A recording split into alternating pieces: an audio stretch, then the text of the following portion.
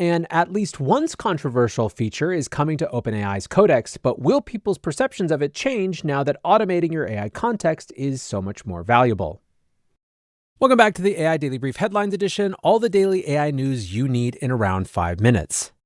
We kick off today with an interesting new feature announcement from OpenAI. The company has shipped a new memory feature in Codex called Chronicle.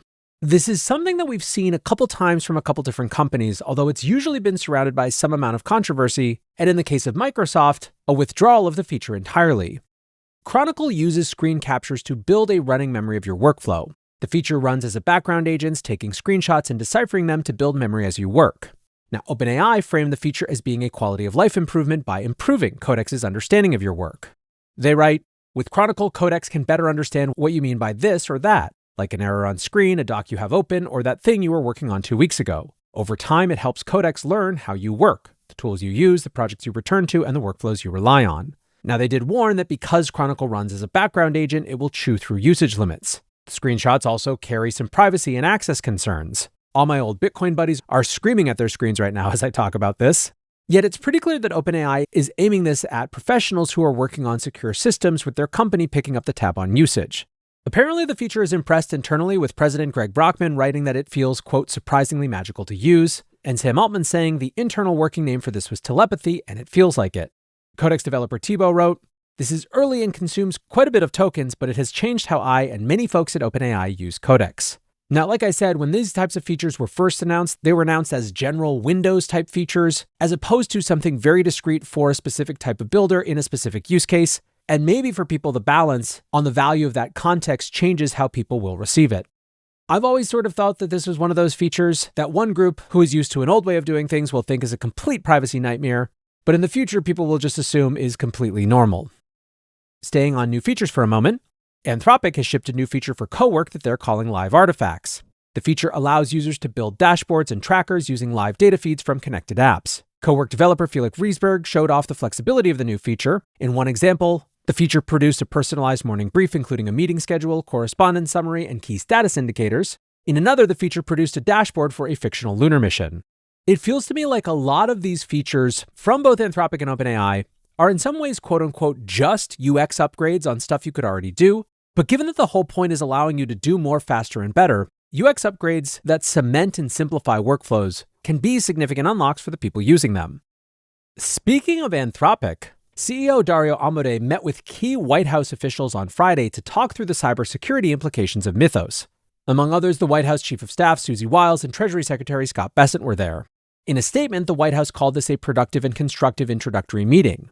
They released a very milquetoast generic kind of statement, but given the hostile rhetoric towards Anthropic recently, many viewed this as the administration walking back hostilities in recognition that Anthropic's technology has big implications for national security. Anthropic's lawsuit against the Pentagon is still ongoing, and the State Department, Health and Human Services, and the Federal Housing Finance Agency have all terminated Anthropic contracts.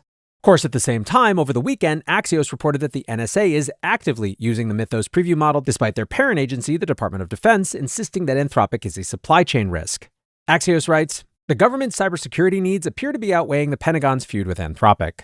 Adding more evidence to the idea that there may be a detente forming, President Donald Trump himself this morning said, they, Anthropic, came to the White House a few days ago and we had some very good talks with them, and I think they're shaping up. They're very smart. I think we'll get along with them just fine.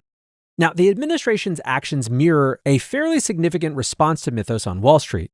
Central bank heads across the globe have put financial institutions on high alert, and the Mythos preview has expanded to cover numerous other banks. When it launched, the preview was only extended to JP Morgan, but around a dozen major banks across the US and the UK are now participating. To be perfectly honest, the whole conversation feels a little bit like big institutions just waking up to the fact that models in general have gotten really good, as opposed to there being some massive leap with this one specifically. But we did kind of get a preview this week of what a heightened pattern of security incidents might look like. Two big ones were AI development platform Vercel disclosed a major security incident. Describing the attack on Sunday, Vercel said that hackers had gained access to an employee's credentials through a third-party tool. The hackers then accessed additional Vercel systems and exfiltrated user data. Vercel said the incident impacted only a limited group of users who had been contacted. The attack was attributed to criminal hacking and extortion group Shiny Hunters. The group has carried out dozens of sophisticated attacks since 2020, claiming responsibility for last year's Jaguar and Land Rover and Ticketmaster attacks, and more recently hitting Rockstar Games through their Snowflake integration. Vercel CEO Guillermo Roche commented, "We believe the attacking group to be highly sophisticated and, I strongly suspect, significantly accelerated by AI. They moved with surprising velocity and in-depth understanding of Vercel." Lastly today in some financing news, DeepSeek is taking outside investment for the first time in order to compete with the US mega labs. Until now, the lab has been entirely funded by their parent company, Chinese hedge fund Highflyer Capital. The information reports that DeepSeek is now seeking $300 million at a valuation of at least $10 billion. Worth noting that while the sum is nothing to sneeze at, it's a drop in the ocean compared to the war chests being assembled in the US. Cursor is seeking $2 billion in funding in a round that would see them valued at $50 billion. Bloomberg reports that fundraising talks are active, with previous backer Andreessen Horowitz leading the round. NVIDIA is also said to be planning to participate along with Thrive Capital. The round would be a significant boost to Cursor's valuation, which reached $29 billion last November. Separately, rumors are swirling that xAI plans to provide compute to power Cursor's next training run. Business Insider reports that Composer 2.5, Cursor's proprietary model, will be trained on tens of thousands of GPUs housed in xAI's data centers. In public markets, TSMC has booked another quarter of record revenue and are forecasting even more over the coming year. The company reported a 35% boost to revenue over the past year and also lifted growth expectations above 30% for the coming year. Now, the news isn't all good.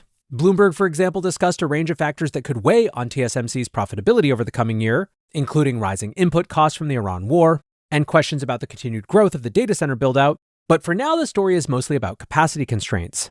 Fab manufacturer ASML can't supply lithography machines fast enough to keep up with TSMC's expansion plans. Memory chip supply is another limitation. Nikkei Asia reports that the memory shortage is expected to continue until at least 2027. Chip producers are only focusing on high bandwidth memory for AI chips to the exclusion of consumer memory, with analysts saying the current pace of production is only sufficient to meet 60% of demand. New facilities are being constructed by all the major producers, but the first plans are scheduled to come online only next year. Industry figures have flagged that the shortage will continue much longer, with some suggesting that supply constraints will continue all the way out into 2030. Finally today, the vague posting has reached a peak, and it seems very clear that we are going to get some new OpenAI goodies in short order. Just as I was finishing recording this, OpenAI posted a screenshot suggesting that at 3 p.m. Eastern today, there would be a live stream from the company, and given that they labeled the screenshot with the caption, "This is not a screenshot," it seems pretty clear that we're getting their latest image model today. I'm sure we will be discussing that tomorrow, but for now, that's going to do it for today's AI Daily Brief headlines. Next up, the main episode.